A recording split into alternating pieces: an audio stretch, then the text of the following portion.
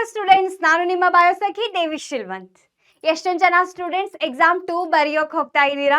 Ma'am SSLC exam 2ಗೆ ಸ್ವಲ್ಪ time ಬಾಕಿ ಇದೆ ಮ್ಯಾಮ್, ಏನು ಓದಲಿ ಏನಿಲ್ಲ ಅಂತ ಯಾರಿಗೆ ಗೊತ್ತಾಗ್ತಿಲ್ಲ. ಡೋಂಟ್ ವರಿ, ನಾನು ನಿಮ್ಮ ಸಲುವಾಗಿ ಬಯಾಲಜಿಯಿಂದ ಫಿಕ್ಸ್ಡ್ ಕ್ವಶನ್ ಅನ್ನ ತಂದಿದ್ದೀನಿ. ಈ ಕ್ವಶನ್ಸ್ ಹಿಂದೆ ಆಗಿರೋ ಎಕ್ಸಾಮಲ್ಲಿ ಪದೇ ಪದೇ ರಿಪೀಟ್ ಆಗಿವೆ ಮತ್ತು ಈ ಎಕ್ಸಾಮಲ್ಲಿ ಕೂಡ ಕೇಳೋ ಚಾನ್ಸಸ್ ಇರುತ್ತೆ.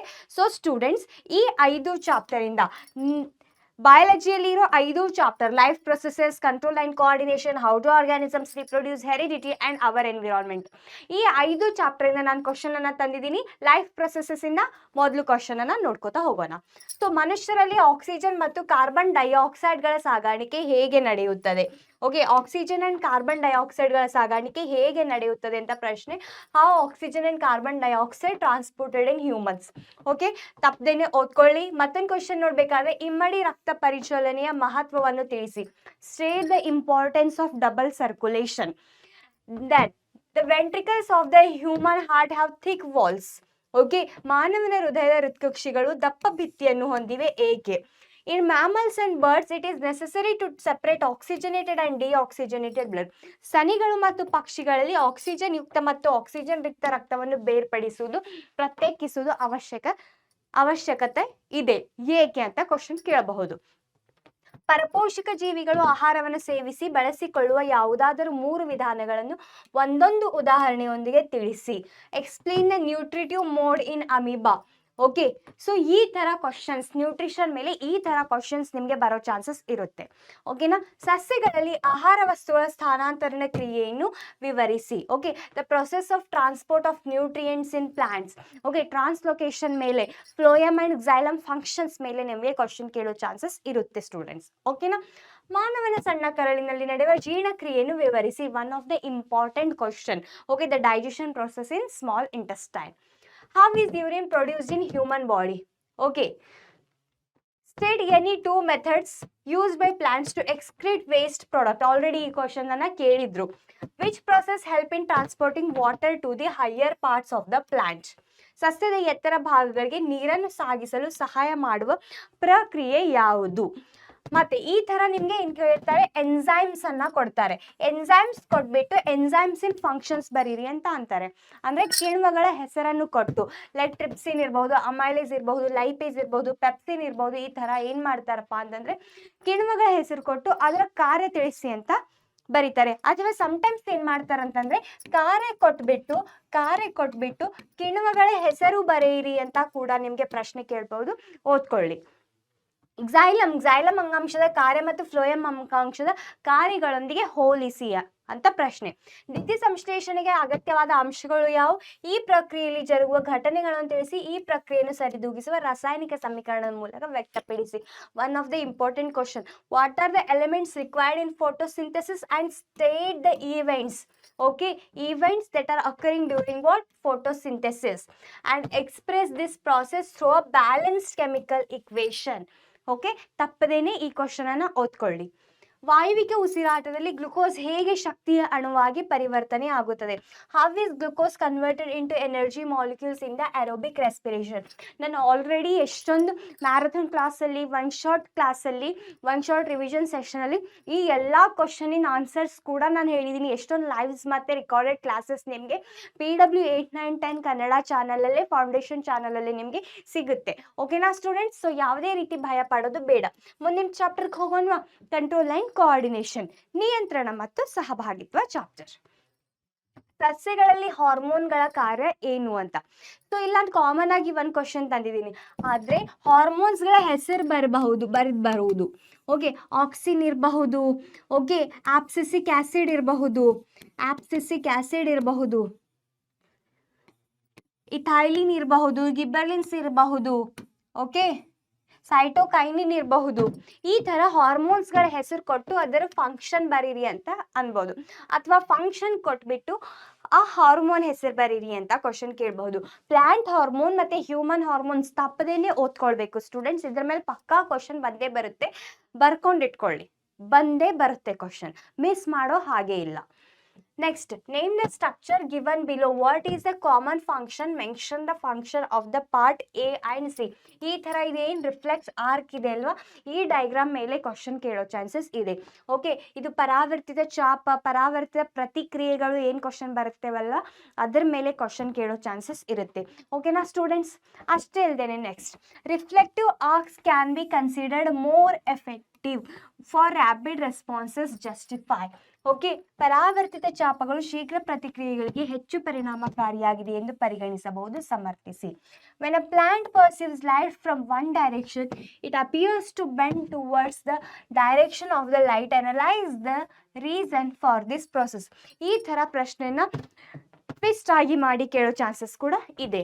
ಓಕೆನಾ, ನಾನು ಮೊದಲೇ ಹೇಳಿದ್ದೀನಿ ಇದ್ರದ್ದೆಲ್ಲ ಕ್ವಶನ್ ಆನ್ಸರ್ಸ್ ನಿಮಗೆ ಸಿಗುತ್ತೆ. ಮತ್ತು ಮ್ಯಾರಥಾನ್ ಕ್ಲಾಸ್ ಕೂಡ ಮಾಡ್ತೀನಿ ನಾನು 13 ಡೇಟ್ಗೆ. ಓಕೆನಾ students? Name the hormones that control the following activities in humans. ಈ ಥರ ಫಂಕ್ಷನ್ಸ್ ಕೊಟ್ಟಿರ್ತಾರೆ, ಫಂಕ್ಷನ್ಸ್ ಕೊಟ್ಬಿಟ್ಟು ಹಾರ್ಮೋನ್ ಹೆಸರು ಬರೀರಿ ಅಂತ ಕೇಳ್ತಾರೆ.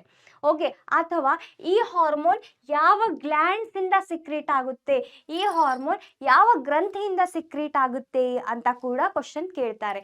ನಿಮಗೆ ಲಾಸ್ಟ್ ಎಕ್ಸಾಮ್ 1ನಲ್ಲಿ ಪ್ಯಾನ್ಕ್ರಿಯಾಸ್ ಇಂದ ಪ್ರೊಡ್ಯೂಸ್ ಆಗೋ ಅಂದರೆ ಇನ್ಸುಲಿನ್ ಹಾರ್ಮೋನ್ ಮತ್ತು ಥೈರಾಕ್ಸಿನ್ ಹಾರ್ಮೋನ್ ಯಾವ ಗ್ರಂಥಿಯಿಂದ ಪ್ರೊಡ್ಯೂಸ್ ಆಗಿತ್ತು, ಆ ಗ್ರಂಥಿ ಹೆಸರು ಬರೆಯಿರಿ ಅಂತ ನಿಮಗೆ ಕ್ವಶನ್ ಇತ್ತು. ಆ ಥರನೂ ಕ್ವಶನ್ ಕೇಳ್ಬೋದು, ಅಥವಾ ಈ ಥರ ಕಾರ್ಯ ಕೊಟ್ಟು ಹಾರ್ಮೋನ್ ಬರೀರಿ ಅಂತ ಅನ್ಬೋದು, ಅಥವಾ ಹಾರ್ಮೋನ್ ಹೆಸರು ಕೊಟ್ಟು ಅದರ ಕಾರ್ಯ ಬರೆಯಿರಿ ಅಂತ ಕೂಡ ಕ್ವಶನ್ನ ಕೇಳಬಹುದು. ಓಕೆನಾ? Next, how do organisms reproduce chapter ಇಂದ. ಓಕೆ, ಜೀವಿಗಳಲ್ಲಿ ಸಂತಾನೋತ್ಪತ್ತಿ ಹೇಗೆ ನಡೆಯುತ್ತದೆ? ಸ್ತ್ರೀಯರಲ್ಲಿ ನಿಷೇಚನಗೊಂಡ ಅಂಡಾಣು ಭ್ರೂಣವಾಗಿ ಬೆಳೆಯುವುದನ್ನು ವಿವರಿಸಿ. One of the important question, already exam 1ನಲ್ಲಿ ಕೇಳಿದ್ರು. Okay, explain the stages in which fertilised eggs develop in to an embryo. ನಾನು ಆಲ್ರೆಡಿ ಫಸ್ಟ್ ಎಕ್ಸಾಮ್ ಬರೋಕ್ಕಿಂತ ಮುಂಚೆನೂ ಹೇಳಿದೆ ಈ ಕ್ವಶನ್ ನೀವು ಓದ್ಕೊಳ್ಳಿ ಬರುತ್ತೆ ಎಕ್ಸಾಮ್ 1ನಲ್ಲಿ ಅಂತ. ಎಕ್ಸಾಮ್ 1ನಲ್ಲಿ ಬಂದಿತ್ತು, ಹೌದು. ಓಕೆನಾ? ಸೊ ನೀವು ಕೂಡ ಮಿಸ್ ಮಾಡ್ದೇನೆ ಓದ್ಕೊಳ್ಬೇಕು. Mention the advantages of vegetative propagation. Vegetative propagation ಮೇಲೆ MCQ ನಲ್ಲಿ ಕ್ವಶನ್ ಬಂದಿತ್ತು. Okay, compare the reproduction methods of amoeba and hydra. Okay, asexual reproduction ಎಲ್ಲ ಟೈಪ್ಸ್ ಓದ್ಕೊಳ್ಳಿ. ಓಕೆ, ಅಮೀಬಾದಲ್ಲಿ, ಹೈಡ್ರಾದಲ್ಲಿ, ಸ್ಪೈರೋಗೈರಾದಲ್ಲಿ. ಓಕೆ, ರೀಜನರೇಷನ್ ಹೆಂಗಾಗುತ್ತೆ, ಫ್ರಾಗ್ಮೆಂಟೇಷನ್, ಸ್ಪೋರ್ ಫಾರ್ಮೇಷನ್, ಮತ್ತು ಇದರದ್ದೆಲ್ಲ ಎಕ್ಸಾಂಪಲ್ಸ್ ಕೂಡ ಓದ್ಕೊಳ್ಬೇಕು. How is pollination different from fertilisation? Justify this statement. Okay, ಇಷ್ಟೇ ಅಲ್ಲದೆ ಮತ್ತೆ ಪಾಲಿನೇಷನ್ದಲ್ಲಿ difference between self pollination and cross pollination ಅಂತ ಕೂಡ ಕ್ವಶನ್ ಓದ್ಕೋಬೇಕು. ಓಕೆನಾ? ಪರಕೀಯ ಪರಾಗಸ್ಪರ್ಶ ಮತ್ತೆ ಸ್ವಕೀಯ ಪರಾಗಸ್ಪರ್ಶದ ಮೇಲೆ ಕೂಡ ಪ್ರಶ್ನೆ ಬರೋ ಚಾನ್ಸಸ್ ಇರುತ್ತೆ. ಓಕೆನಾ ಮೈ ಡಿಯರ್ ಸ್ಟೂಡೆಂಟ್ಸ್? ಇದಾದ ನಂತರ next, name the following parts of the human mail reproductive system. Okay, ಅಂದರೆ ಇದು ಫಂಕ್ಷನ್ ಕೊಟ್ಟಿದ್ದಾರೆ, the organ that produces sperm. Okay, so which organ produces sperm ಅಂತ ನಾವಿಲ್ಲಿ ಆನ್ಸರ್ನ ಬರಿಬೇಕು. ವೀರ್ಯಾಣುಗಳನ್ನು ಉತ್ಪಾದಿಸುವ ಅಂಗ, ವೀರ್ಯಾಣುಗಳು ಮತ್ತು ಮೂತ್ರ ಇವೆರಡಕ್ಕೂ ಸಾಮಾನ್ಯ ಮಾರ್ಗವಾಗಿ ಕಾರ್ಯನಿರ್ವಹಿಸುವ ಭಾಗ, ವೀರ್ಯಾಣುಗಳ ಪೋಷಣೆಗೆ ಅಗತ್ಯವಿರುವ ದ್ರವಗಳನ್ನು ಸ್ರವಿಕೆ ಮಾಡುವ ಗ್ರಂಥಿಗಳು. ಓಕೆನಾ? ಸೊ ಈ ಥರ ಕ್ವಶನ್ಸ್ ನಿಮಗೆ ಕೇಳ್ತಾರೆ. ಇದು ಮೇಲ್ ರಿಪ್ರೊಡಕ್ಟಿವ್ ಸಿಸ್ಟಮ್ ಮೇಲೆ ಕ್ವಶನ್ ಕೇಳಿದ್ದಾರೆ. ಹೀಗೆ ಇದೇ ಥರ ಫೀಮೇಲ್ ರಿಪ್ರೊಡಕ್ಟಿವ್ ಸಿಸ್ಟಮ್ ಮೇಲೆ ಕೂಡ ಕ್ವಶನ್ ಕೇಳ್ತಾರೆ. ಓಕೆನಾ? ಫೀಮೇಲ್ ರಿಪ್ರೊಡಕ್ಟಿವ್ ಸಿಸ್ಟಮ್ ಮೇಲೆ ಕೂಡ ಕ್ವಶನ್ ಕೇಳ್ತಾರೆ. ಓಕೆ, ಅದಕ್ಕೆ ಮುಂಚೆ ಜರಾಯು ಎಂದರೇನು, ಇದರ ಕಾರ್ಯವನ್ನು ಬರೆಯಿರಿ. ಮಾನವನ ದೇಹದಲ್ಲಿ ವೃಷಣಗಳು ಕಿಬೊಟ್ಟೆಯ ಹೊರಗೆ ವೃಷಣ ಚೀಲದಲ್ಲಿ ಇರುತ್ತವೆ. One of the important question. What is placenta? What's its function? In the human body, the testicles are located outside the abdomen in the scrotal sac. Why? ಈ ಕ್ವಶನ್, ಓಕೆ, ಈ ಕ್ವಶನ್ ಅನ್ನ ತಪ್ಪದೇನೆ ಓದ್ಕೊಳ್ಳಿ. ಇದರಲ್ಲೇ 3 ಕ್ವಶನ್ ಫಾರ್ಮ್ ಆಗಿದೆ. Okay, 3 ಮಾರ್ಕ್ಸಿಗೆ ಈ question ಬರೋ ಚಾನ್ಸಸ್ ಇರುತ್ತೆ ಸ್ಟೂಡೆಂಟ್ಸ್, ಸೊ ಓದ್ಕೊಳ್ಳಿ. Explain the important function of ಈ structure of the male reproductive system in human. Okay, ಮನುಷ್ಯ ಪುರುಷ ಸಂತಾನೋತ್ಪತ್ತಿ ವ್ಯೂಹದ ಪ್ರತಿಯೊಂದು ರಚನೆಯ ಮಹತ್ವದ ಕಾರ್ಯವನ್ನು ವಿವರಿಸಿ.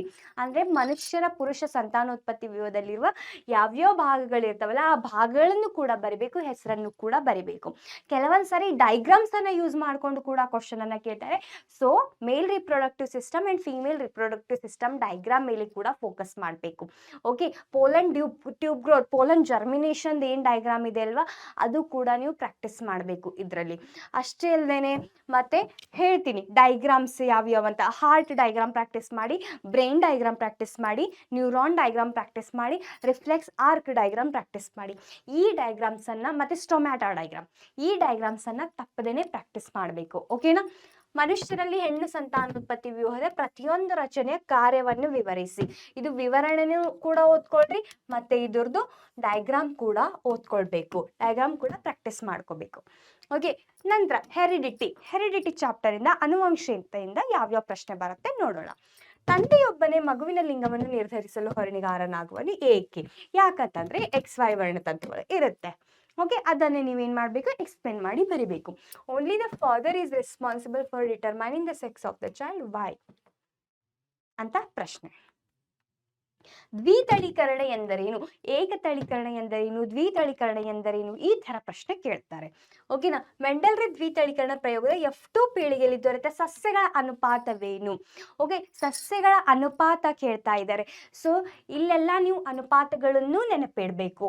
ಓಕೆ, ಅಷ್ಟೇ ಅಲ್ಲದೇನೆ ನೀವು ಎಕ್ಸಾಂಪಲ್ಸ್, ಅಷ್ಟೇ ಅಲ್ಲದೇನೆ ನೀವು ಕ್ರಾಸ್ ಮಾಡೋದನ್ನು ಕೂಡ ಪ್ರಾಕ್ಟೀಸ್ ಮಾಡಬೇಕು. ಚೆನ್ನಾಗಿ ಕ್ರಾಸ್ ಮಾಡೋದು ತುಂಬ ಸಿಂಪಲ್ ಇದೆ, ಈಸಿ ಇದೆ.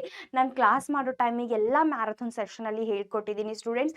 ನೀವು ಹೋಗಿ PW 8, 9, 10 ಕನ್ನಡ ಫೌಂಡೇಶನ್ ಚಾನಲಲ್ಲಿ ಹೋಗಿ ನನ್ನ ಕ್ಲಾಸನ್ನು ಸರ್ಚ್ ಮಾಡಿದರೆ ನಿಮ್ಗೆ ಎಲ್ಲ ಕ್ವಶನ್ಸ್ ಸಿಗುತ್ತೆ. ಓಕೆ, ಫಿಕ್ಸ್ಡ್ ಕ್ವಶನ್ ಯಾವ್ಯಾವ ಬರುತ್ತೆ, ಇಂತಿಷ್ಟೇ ಕ್ವಶನ್ ಓದ್ಕೊಳ್ಳಿ ಅಂತ ಎಲ್ಲ ಚಾಪ್ಟರ್ ಮೇಲೂ ನಾನು ಕ್ವಶನ್ಸನ್ನು ನಿಮ್ಗೆ ಕೊಟ್ಟು ಆನ್ಸರ್ ಸೊಲ್ಯೂಷನ್ ಕೂಡ ಕೊಟ್ಟಿದ್ದೀನಿ. ಸೊ ಯಾವುದೇ ರಿಸೋರ್ಸಸ್ದು ಕಡಿಮೆ ನಿಮಗೆ ಇಲ್ಲಿ ಇಲ್ಲ. ಓಕೆನಾ ಸ್ಟೂಡೆಂಟ್ಸ್? ಪರಿಶ್ರಮ ಪಡೋದಷ್ಟೇ ನಿಮ್ಮ ಕೆಲಸ ಇದೆ ಇವಾಗ. A tall pea plant with red flowers, okay, is crossed with a short pea plant with white flowers. From these, state the types of plant obtained in F1 generation. When the plant obtained in the F1 generation are crossed, write the ratio of plants obtaining F2 generation. ಓಕೆನಾ? So ಈ ಥರ ಏನು ಮಾಡ್ತಾರೆ, ನಿಮಗೆ dihybrid cross ಮೇಲೆ ಈ ಥರ ನಿಮಗೆ ಜಿನೋಟೈಪ್ಸನ್ನು ಕೊಟ್ಬಿಟ್ಟು ನಿಮಗೆ ಕ್ವಶನನ್ನು ಕೇಳ್ತಾರೆ. ಓಕೆ, ಅದಷ್ಟೇ ಅಲ್ಲದೇನೆ ನಿಮಗೆ 2 ಮಾರ್ಕ್ಸಲ್ಲಿ ಮೆಂಡೆಲ್ರ ಪ್ರಕಾರ ಪ್ರಬಲ ಗುಣಗಳೆಂದರೇನು ಮತ್ತು ದುರ್ಬಲ ಗುಣಗಳೆಂದರೇನು ಅಂತ ಕ್ವಶನ್ ಕೂಡ ಕೇಳಬಹುದು. ಸಿಂಪಲ್ ಆಗಿ ಡೆಫಿನೇಷನ್ ಇದೆ, ಮತ್ತೇನಿಲ್ಲ. ಅದಲ್ಲದೇನೆ ಈ ಥರ ಜಿನೋಟೈಪ್ಸ್ ಇಟ್ಕೊಂಡು, ಓಕೆ, ಈ ಥರ ಪೇರೆಂಟ್ ಜಿನೋಟೈಪ್ ಇಟ್ಕೊಂಡು ನಿಮಗೆ ಕ್ವಶನ್ ಕೇಳಬಹುದು. ಆಲ್ರೆಡಿ ಈ ಕ್ವಶನ್ ಎಕ್ಸಾಮ್ 1ನಲ್ಲಿ ಬಂದಿತ್ತು students. Mendel crossed plants with red flowers with plants having smaller are white flowers. So what is the result in F1 generation and F2 generation, and what is phenotypic and genotypic ratio ಅಂತ ಕೂಡ question ನಿಮಗೆ ಕೇಳಬಹುದು. So ಇದನ್ನ ತಪ್ಪದೇನೆ practice ಮಾಡ್ಕೊಳ್ಳಿ. Okay, dihybrid cross ಅಲ್ಲಿ ಬುಕ್ಕಲ್ಲಿ ಏನಿದೆ ಇದು ಕೂಡ ಇದೆ, ಇದನ್ನು ಕೂಡ ನೀವು ಪ್ರಾಕ್ಟೀಸ್ ಮಾಡ್ಕೋಬೇಕು. ಈ ಕ್ವಶನ್ ಅನ್ನು ಕೂಡ ನೀವು ಪ್ರಾಕ್ಟೀಸ್ ಮಾಡ್ಕೋಬೇಕು. ನೆಕ್ಸ್ಟ್, ಮೋನೋ ಹೈಬ್ರಿಡ್ ಕ್ರಾಸ್ ಅಲ್ಲಿ ಬಂದ್ಬಿಟ್ಟು ಸಿಂಪಲ್ ಆಗಿರೋ ಟಿ ಮತ್ತೆ ಕ್ಯಾಪಿಟಲ್ ಟಿ ಸ್ಮಾಲ್ ಟಿ ಮೇಲೆ ನಿಮಗೆ ಕ್ವಶನ್ ಕೂಡ ಕೇಳಬಹುದು. ತಪ್ಪದೇನೆ ಪ್ರಾಕ್ಟೀಸ್ ಮಾಡಬೇಕು ಸ್ಟೂಡೆಂಟ್ಸ್. ತುಂಬ ಇಂಪಾರ್ಟೆಂಟ್. ಎಕ್ಸಾಮಲ್ಲಿ ಇವುದ್ರ ಮೇಲೆ ಕ್ವಶನ್ ಬಂದೇ ಬರುತ್ತೆ. ಇದಂತೂ ನೀವು ನೀವು ಸ್ಕಿಪ್ ಮಾಡಬಾರ್ದು. ಇದನ್ನು ಸ್ಕಿಪ್ ಮಾಡಬೇಡಿ ಮತ್ತು ಇದನ್ನು ಸ್ಕಿಪ್ ಮಾಡಬೇಡಿ. ಇವು ಮೂರು, this question and this question. Okay, don't skip. ತುಂಬ ಸಿಂಪಲ್ ಇದೆ, ತುಂಬ ಈಸಿ ಇದೆ. ನಾನು ಎಲ್ಲ ಕಲಿಸ್ಕೊಟ್ಟಿದ್ದೀನಿ, ನೀವು ಸ್ಟಡಿ ಮಾಡಬೇಕಷ್ಟೇ. ಅವರ್ ಎನ್ವಿರಾನ್ಮೆಂಟಿಂದ ಏನೇನು ಕ್ವಶನ್ ಬರುತ್ತೆ? ಸ್ಟೇಟ್ ದ 10% ಲಾಸ್, 10% ನಿಯಮವನ್ನು ನಿರೂಪಿಸಿ. ಹುಲ್ಲು, ಕಪ್ಪೆ, ಹಾವು ಆಹಾರ ಸರಪಳಿಯಲ್ಲಿ ಮೊದಲ ಪೋಷಣಾಸ್ತರದಲ್ಲಿ 100 ಜೂಲ್ನಷ್ಟು ಶಕ್ತಿಯ ಪ್ರಮಾಣ ಕಂಡು ಬಂದರೆ ಮೂರನೇ ಪೋಷಣಾಸ್ತರದ ಜೀವಿಯಲ್ಲಿನ ಶಕ್ತಿಯ ಪ್ರಮಾಣ ಎಷ್ಟು? 10% ನಿಯಮದ ಮೇಲೆ ಪ್ರಶ್ನೆ ಇದೆ, ಸಿಂಪಲ್ ಆಗಿರೋ ಪ್ರಶ್ನೆ. ಓಕೆ, ಸೂರ್ಯನ ಶಕ್ತಿಯನ್ನು ಸೆರೆ ಹಿಡಿಯುವ ಪರಿಸರ ವ್ಯವಸ್ಥೆಯ ಘಟಕ ಯಾವುದು? ಯಾರು ಸೂರ್ಯನ ಶಕ್ತಿ ಸೆರೆ ಹಿಡಿತಾರೆ? ಪ್ರೊಡ್ಯೂಸರ್ಸ್ ಅಂದರೆ ಪ್ಲಾಂಟ್ಸ್. ಓಝೋನ್ ಶಿಥಿಲವಾಗಲು ಕಾರಣವಾಗುವ ರಾಸಾಯನಿಕ CFC. ಆಲ್ರೆಡಿ ಇದು ಕೂಡ ಕ್ವಶನ್ ನಿಮಗೆ ಎಕ್ಸಾಮಲ್ಲಿ ಬಂದಿತ್ತು. ಆಹಾರ ಸರಪಳಿಯಲ್ಲಿ ವಿವಿಧ ಪೋಷಣಾ ಸ್ತರಗಳಲ್ಲಿ ಶಕ್ತಿಯ ಮುಂದೆ ಸಾಗಿದಂತೆ ಹಿಂದಿನ ಹಂತಗಳಿಗೆ ಒದಗುವುದಿಲ್ಲ, ಕಾರಣ ಕೊಡಿ. ಓಕೆನಾ? ಅ food chain is in a polluted aquatic ecosystem is given. Observe and answer the following questions. Okay, ಇದನ್ನ ಈ ಫುಡ್ ಚೈನ್ ಅನ್ನ ಕೊಟ್ಟಿದ್ದಾರೆ. ಈ ಫುಡ್ ಚೈನ್ ಅನ್ನ ಕೊಟ್ಟು ಕ್ವಶನ್ ಕೊಟ್ಟಿದ್ದಾರೆ ಇದರ ಮೇಲೆ. Which organisms are disturbed more due to biomagnification? Why? Okay, ಯಾವಾಗಲೂ ಲಾಸ್ಟ್ ಆರ್ಗಾನಿಸಮೇ ಡಿಸ್ಟರ್ಬ್ ಆಗುತ್ತೆ ಬಯೋಮ್ಯಾಗ್ನಿಫಿಕೇಶನ್ ಇಂದ. ವೈ ಅಂತ ಬರಿಬೇಕು. This ecosystem will be disturb gradually due to biomagnification. Biomagnification ಅಂತಂದ್ರೆ ಜೈವಿಕ ಸಂವರ್ಧನೆಯಿಂದ ಇದು ನಷ್ಟವಾಗುತ್ತದೆ. ಯಾಕೆ ಅಂತ ಕೇಳ್ತಿದ್ದಾರೆ. ಸೊ ಜೈವಿಕ ಸಂವರ್ಧನೆಯ ಬಗ್ಗೆ, ಬಯೋಮ್ಯಾಗ್ನಿಫಿಕೇಶನ್ ಬಗ್ಗೆ ನೀವು ಕ್ವಶನ್ ಓದಲೇಬೇಕು. ಓಕೆನಾ? ತ್ಯಾಜ್ಯ ವಿಲೇವಾರಿ ಮಾಡುವಲ್ಲಿ ಉಂಟಾಗುವ ಸಮಸ್ಯೆಗಳನ್ನು ಕಡಿಮೆ ಮಾಡಲು ಇರುವ ಯಾವುದಾದರೂ 2 ವಿಧಾನಗಳನ್ನು ತಿಳಿಸಿ. ಓಕೆ, ಸಿಂಪಲ್ ಆಗಿದೆ. ಓಕೆ, ಕಾಮನ್ ಸೆನ್ಸ್ ಇದೆ, ಜನರಲ್ ನಾಲೆಜ್ ಇದೆ ಇದರಲ್ಲಿ. ಹುಲ್ಲುಗಾವಲು ಪರಿಸರ ವ್ಯವಸ್ಥೆಯ ಆಹಾರ ಸರಪಳಿಗೆ ಒಂದು ಉದಾಹರಣೆ ನೀಡಿ. 2ನೇ ಪೋಷಣಾ ಸ್ತರದಲ್ಲಿ ಜೀವಿಗಳ ಸಂಖ್ಯೆಯಲ್ಲಿ ಹೆಚ್ಚಳವಾಗಿದ್ದರೆ ಅದು ಆಹಾರ ಸರಪಳಿಯ ಮೇಲೆ ಹೇಗೆ ಪರಿಣಾಮ ಬೀರುತ್ತದೆ ಅಂತ ಪ್ರಶ್ನೆ. ಓಕೆನಾ. How is ozone layer formed? Protection of ozone layer is necessary why ಅಂತ ಇದೆ. ಓಝೋನ್ ಪದರವು ಹೇಗೆ ಉಂಟಾಗಿದೆ ಅಂತ ಕ್ವಶನ್ ಕೇಳಬಹುದು. ಓಝೋನ್ ಪದರದ ರಕ್ಷಣೆಗೆ ಅಗತ್ಯತೆಗೆ ಕಾರಣವನ್ನು ಕೊಡಿ. ಯಾಕೆ ನಾವು ರಕ್ಷಣೆ ಮಾಡಬೇಕು ಅಂತ ಕೂಡ ಕ್ವಶನ್ ಕೇಳ್ತಾರೆ. ಓಕೆನಾ. ಓಝೋನ್ ಪದರದ ಮೇಲೆ ಪಕ್ಕಾ ಕ್ವಶನ್ ಬರೋ ಚಾನ್ಸಸ್ ಇದೆ, ಓದ್ಕೋಬೇಕು. ಜೈವಿಕ ವಿಘಟನೆಯ ವಸ್ತುಗಳು ಮತ್ತು ಜೈವಿಕ ವಿಘಟನೆಯವಲ್ಲದ ವಸ್ತುಗಳಿಗಿರುವ ವ್ಯತ್ಯಾಸಗಳೇನು? Okay, differentiate between biodegradable and non biodegradable substances. ಇದ್ರ ಮೇಲೆ ಕೂಡ ಕ್ವಶನ್ ಬಂದಿತ್ತು ಸ್ಟೂಡೆಂಟ್ಸ್. ನಾನು ಎಷ್ಟೊಂದು ಸಾರಿ ಎಕ್ಸಾಮ್ 1 ಮುಂಚೆನೂ ಹೇಳಿದೆ ಈ ಕ್ವಶನ್ ಅನ್ನು ಓದ್ಕೊಳ್ಳಿ ಅಂತ. ಎಕ್ಸಾಮ್ 1 ಅಲ್ಲಿ ಕೂಡ ಕ್ವಶನ್ ಬಂದಿತ್ತು. ಸೊ ಸ್ಟೂಡೆಂಟ್ಸ್ ಚೆನ್ನಾಗಿ ಪಾಸ್ ಆಗಬೇಕು, ನಾನು ಫೇಲ್ ಆಗಲೇಬಾರ್ದು, ನಾನು ತುಂಬ ಚೆನ್ನಾಗಿ ಸ್ಕೋರ್ ಮಾಡಬೇಕು ಅಂತಂದರೆ ಫಿಕ್ಸ್ಡ್ ಕ್ವಶನ್ ಎಕ್ಸಾಮಲ್ಲಿ ಬಂದೇ ಬರುತ್ತೆ, ನೀವು ಓದ್ಕೊಳ್ಳೇಬೇಕು. ಪೋಷಣಾ ಸ್ತರಗಳು ಎಂದರೇನು? ಪರಿಸರ ವ್ಯವಸ್ಥೆಯಲ್ಲಿ ಶಕ್ತಿಯ ಹರಿವು ಯಾವಾಗಲೂ ಏಕಮುಖವಾಗಿರುತ್ತದೆ, ವಿವರಿಸಿ. ಎನರ್ಜಿ ಫ್ಲೋ ಮೇಲೆ ಕ್ವಶನ್ ಕೇಳುತ್ತಾರೆ. What is topic level? Flow of energy in an ecosystem is always unidirectional, explain why ಅಂತ ಕ್ವಶನ್ ಕೇಳ್ತಾರೆ. ಓಕೆನಾ ಸ್ಟೂಡೆಂಟ್ಸ್. ಸೊ ಈ ಕ್ವಶನ್ಸ್ ಎಕ್ಸಾಮಲ್ಲಿ ತುಂಬ ಬರೋ ಚಾನ್ಸಸ್ ಇದೆ. ಈ ಕ್ವಶನ್ನ ನೀವು ಎಲ್ಲ ಭಯ ಬಿಟ್ಟು, ಎಲ್ಲ ಡೌಟ್ಸ್ ಬಿಟ್ಟು ಟ್ರಸ್ಟ್ ಮಾಡಿ, ನನ್ನ ಮೇಲೆ ಟ್ರಸ್ಟ್ ಮಾಡಿ, ನಿಮ್ಮ ಬಯೋಸಖಿಯ ಮೇಲೆ ಟ್ರಸ್ಟ್ ಮಾಡಿ, ನಂಬಿಕೆ ಇಟ್ಟು ಈ ಪ್ರಶ್ನೆಗಳನ್ನು ಓದಿ ಭಯ ಪಡೆದೇನೆ ಎಕ್ಸಾಮನ್ನು ಬರೀರಿ. ಓಕೆನಾ ಸ್ಟೂಡೆಂಟ್. ಇದಲ್ಲದೆ ಮತ್ತೆ ನಿಮ್ಗೆ ಯಾವ ರೀತಿ ಕ್ವಶನ್ಸ್ ಬೇಕು ಅಂತ ಕಮೆಂಟ್ ಬಾಕ್ಸಲ್ಲಿ ತಿಳಿಸಿ. ಮತ್ತು ನಾನು ನಿಮಗೋಸ್ಕರ 13ನೇ ತಾರೀಕಿಗೆ 4 ಗಂಟೆಗೆ ಬರ್ತಾ ಇದ್ದೀನಿ, ಮ್ಯಾರಥಾನ್ಸ್ ಕ್ಲಾಸನ್ನು ತೆಗೆದುಕೊಂಡು. ನಿಮಗೆ ತುಂಬ ಹೆಲ್ಪ್ ಆಗುತ್ತೆ ಎಕ್ಸಾಮ್ ಬರೆಯೋಕ್ಕೆ. Thank you so much.